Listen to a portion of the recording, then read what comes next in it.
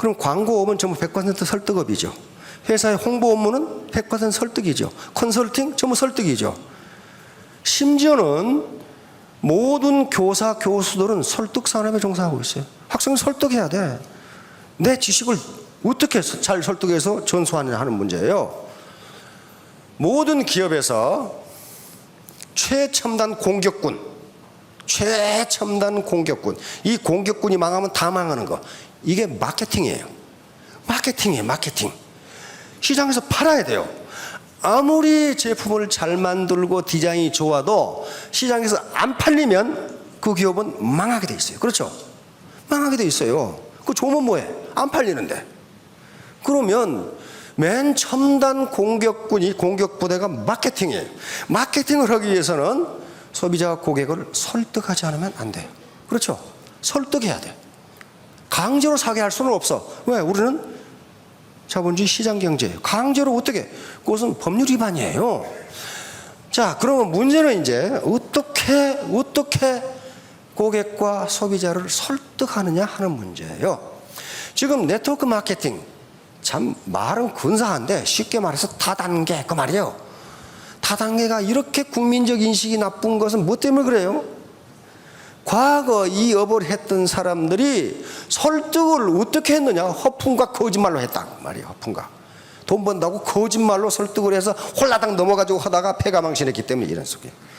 그러니까 설득을 한다는 것은, 자, 오늘날에 있었던 얘기 아니에요. 지금부터 300년 전에 아리스토텔레스라는 세계 아주 인류의 최고 학자가 수사학이라는 데서 설득이라는 것을, 수사학 전체가 설득이에요. 어떻게 상대방을 내가 원하는 대로 생각하고 내가 원하는 대로 행동하도록 할 것인가, 이게 설득이에요. 그렇죠? 아리스토텔레스는 설득의 수단을 3가지로 이야기했습니다. 3가지. 요 3가지는 지금도 전혀 변하지 않아요. 전혀 변하지 않고 여기에 이유를 제기하는 학자도 하나도 없어요. 맞다. 첫째가 로고스. 둘째가 파토스. 세 번째가 에토스예요. 이 3개가 합해져서 설득이라고 하는 것으로 이루어집니다.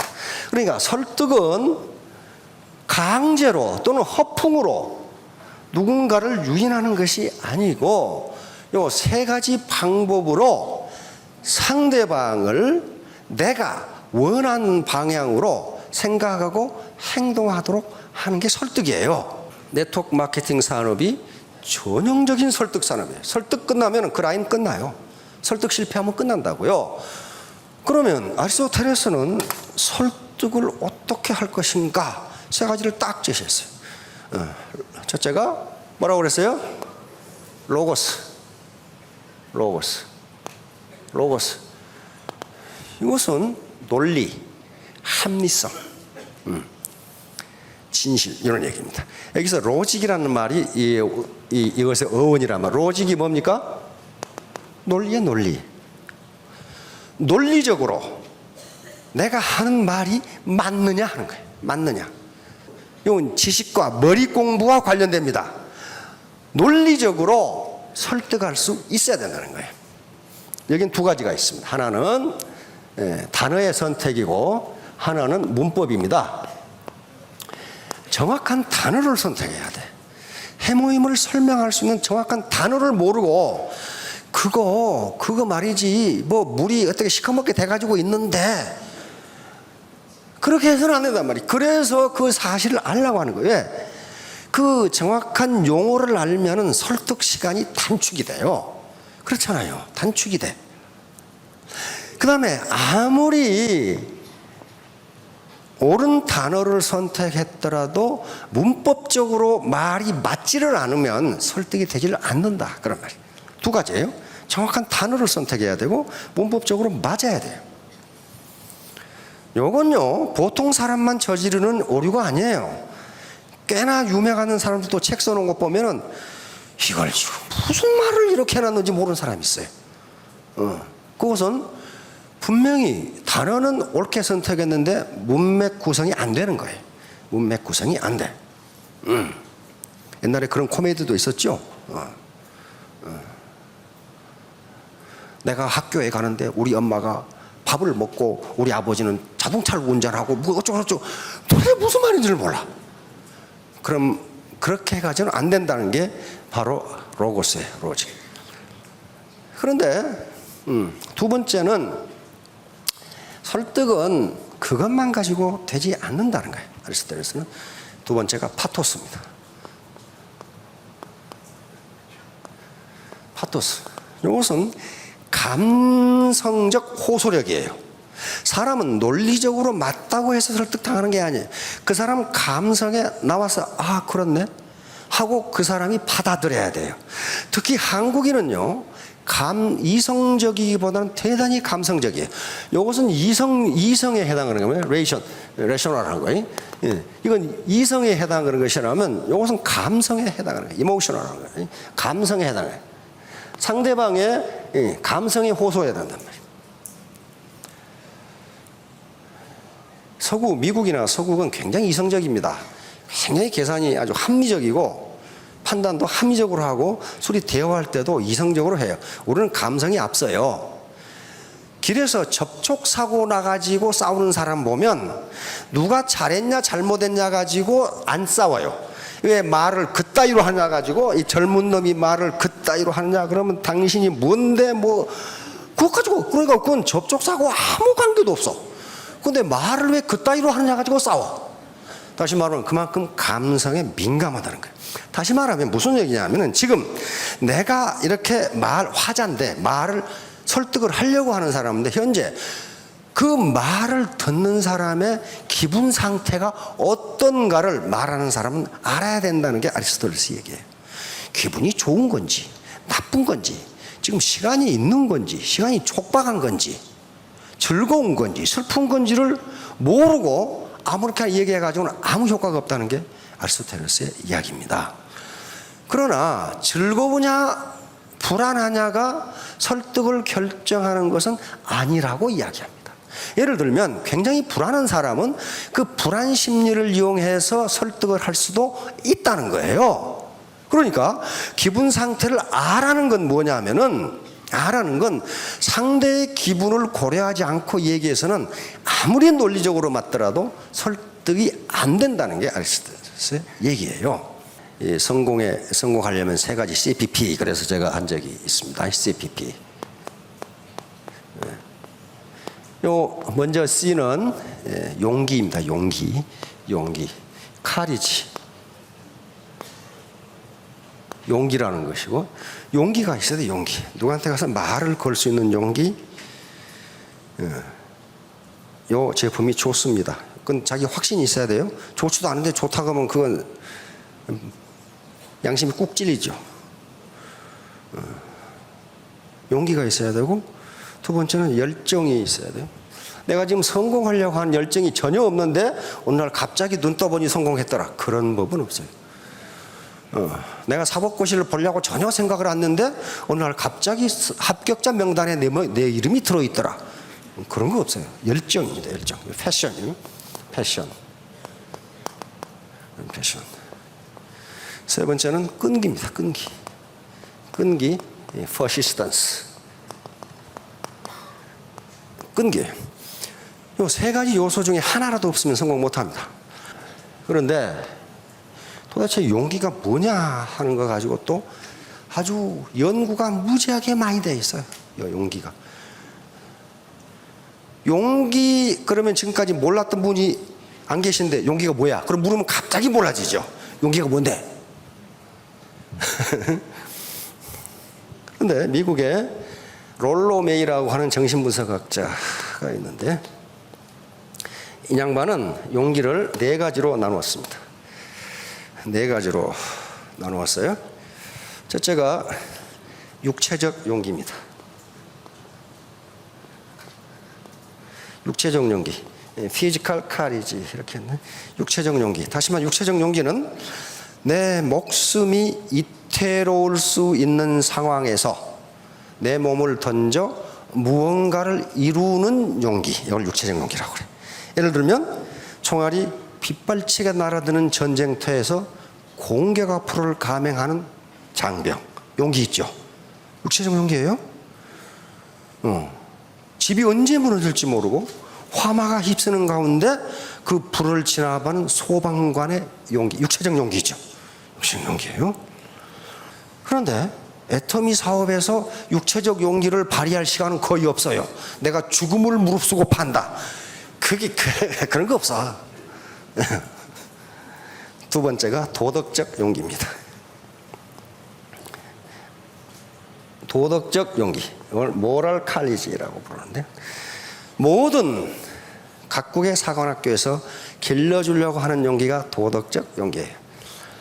웨스트 포인트 이 안내서에도 웨스트 포인트에서는 도덕적 용기를 기른다, 이렇게. 도덕적 용기라는 것은 옳은 것을 옳다 하고 옳지 않은 것을 옳지 않다고 말할 수 있는 용기, 그래 됐어요. 옳은 것을 옳다 하고 옳지 않은 것을 옳지 않다고 말할 수 있는 용기, 이게 가장 어려워요. 무지무지하게 어려워요, 이거 저것은. 그래서 이걸 길러주려고 하는 거예요. 예를 들면 회사에서 부장이 김 과장, 그거 말이야, 이렇게 뒷구멍으로 좀 빼가지고 우리 집에 갖다 놔. 그러면 부장님, 그건 옳지 않습니다. 그럼 어떻게 돼요? 그 뒤부터 핍박이 오기 시작해. 진급도 안 되고 말이야. 도덕적 용기는 반드시 도덕적 용기를 발휘하는 사람에게 핍박이 옵니다. 손해가 끼죠. 손해가 와요. 그럼에도 불구하고 그렇게 하라는 거예요, 지금. 도덕적 용기. 이게 제일 어려워요. 그래서 각군 사관학교에서도 도덕적 용기를 기른다, 이렇게 됐어요. 그러니까 애터미 사업이 당신에게 손해를 끼치지 않는다라고 말할 수 있으려면 자기가 확신이 있어야 돼. 자기 확신이 없는데 그렇게 이야기할 수는 없어요. 요놈을 이용해서 내가 돈 벌어야지. 그러면 다 들통나. 세 번째는 사회적 용기라고 불렀어요. 사회적. 소셜 카리지. 사회적 용기는 모르는 사람과도 친해질 수 있는 용기예요. 사회는 내가 아는 사람이 그렇게 많지가 않아요. 고작해야 뭐 이웃 알고 동창생 알고 친인척 아는데, 그 말고 내가 모르는 사람과도 서로 주고 커뮤니케이션을 할 수 있는 용기, 이 사회적 용기라고 불렀어요. 그래서 비즈니스를 하는데 성공하기 위해서는 반드시 사회적 용기가 필요하다고 이 사람은 지적하고 있는 거예요. 사회적 용기가 없는 사람은 어떻게 하느냐? 자기와 친한 사람끼리만 끼리끼리 모인다. 그렇게 해가지고는 아무것도 안 된다는 거예요. 사회적 용기는 내가 잘 모르는 사람과도 교류를 할 수 있는 용기. 네 번째 마지막으로 창조적 용기라고 말해요. 창조적 크리에이티브 카리지. 크리에이티브 카리지는 내가 옳은 것을 옳다 하고 옳지 않은 것을 옳지 않다고 얘기했는데 그걸로 끝나지 않고 그러한 새로운 패러다임을 이 조직에 심어놓고자 하는 게 창조적 용기다 그랬어요. 다시 말하면 이 다단계판이 아주 형편없기 때문에 애터미가 네트워크 마케팅의 역사를 새로 쓴다. 이게 창조적 용기란 말이에요. 그게 보통 저항이 있는 게 아니에요. 그렇게 잘 되지 않습니다. 엄청난 저항이 있어요. 그럼에도 불구하고 그것을 실천할 수 있는 용기, 요게 창조적 용기. 그러면 다단계판에도 다 요게 해당이 되겠네요. 그렇죠? 열정도 그러면 어떻게 돼? 육체적 열정이 있고, 이건 몸으로 바쁜 거예요. 몸으로 바쁜 사람은 일만 저질러 오는 사람이 많아 또. 일만. 몸으로 바쁜 사람들이 주로 조폭들이에요. 엄청 바빠. 그러면 육체적 열정이 있고 도덕적 열정, 사회적 열정, 창조적 열정이 있겠죠. 끈기도 마찬가지예요. 육체적 끈기가 있고 도덕적 끈기, 정신적 끈기가 있는 사람들이 있어요. 이건 포기하지 않아요, 사람들은. 사회적 끈기, 그 다음에 창조적 끈기. 그러니까 그런데 이 파토스라는 덕목은 페이션스, 다시 말하면 끈기와도 관계가 있답니다. 열정인데 열정이 주연자의 물끝을 하다 식어버리면 아무 소용이 없다는 거예요. 그게 페이션스, 끈기 있게 열정을 하는 경우에 설득이 된다는 거예요. 열정을 바라는 거예요. 자, 세 번째는 이제 에토스입니다. 에토스. 요것은 현재 윤리라고 하는 에틱스의 어원입니다. 에틱스. 요것은 아무리 그 사람이 논리적으로 얘기하고 아무리 그 사람이 감성을 자극해서 눈물이 나게 만들어도 그 말하고 있는 그 사람을 인격적으로 믿을 수 없다면 설득은 되지 않는다 그 말이에요. 아리스토텔레스가 한 얘기예요. 다시 말하면 에토스는 뭐냐 하면은 그 사람의 품성과 인격으로부터 우러나오는 인간적 신뢰감, 이걸 에토스라고 그래요. 그러니까 이게 가장 중요하다. 아리스토텔레스는 요게 10%라고 그랬어요. 영향력이. 요게 30%, 이게 60%라고 그랬어요. 60%. 다시 말하면 아무리 좋은 물건, 이거 절대 제품, 절대 가격이다, 무지 좋다, 당신 가게에 도움이 된다, 어쩐다. 그러니까 논리적으로 설명을 했고, 그러겠네. 받아들였어요. 근데 말하는 놈이 지금까지 사기꾼이었어. 안 믿는다는 거예요. 그거 안 믿는다는 거예요. 말하는 사람의 인격과 품성으로부터 우러나오는 신뢰감, 이걸 에토스라고 불렀어요. 그래서 이게 가장 중요하단 말이에요. 그러니까 내 라인이 안 큰다, 그 말은 내가 신뢰감을 주고 있는가를 생각하셔야 돼요. 그런데 요건 신뢰감은요 말로 되는 게 아닙니다. 이심전심 마음과 마음으로 통하는 거예요. 예를 들면 계속 거짓말만 먹고 살았다. 그러면 어떻게 돼요? 자기는 모르는데 옆에 사람이 보면 거짓말 냄새가 나. 계속 허풍만 쳤다. 자기는 몰라. 그런데 옆에 사람이 보면은 허풍 냄새가 나. 굉장히 비도덕적이다. 그 비도덕 냄새가 나요. 날마다 그것만 먹고 살았거든. 마음이 불량해. 어떻게 해서 저놈을 속여 먹을까? 자기는 몰라. 또 다른 사람이 모르는 걸로 알아. 그런데 그 사람에서는 속임수 냄새가 나요. 그러니까 에토스, 그 사람한테서 어떤 인격적 냄새가 나느냐 하는 것은 그 사람이 지금까지 어떻게 살아왔느냐 하는 것이지 금방 무슨 설득하려고 지어먹은 마음으로 그렇게 되는 게 아니에요. 이걸 뭐라고 그러냐? 육감이라고 그래. The sixth sense. 우리는 오감을 가지고 사람을 판단하는 게 아닙니다. 오감은 뭡니까? 눈으로 보고, 이거 시각이죠?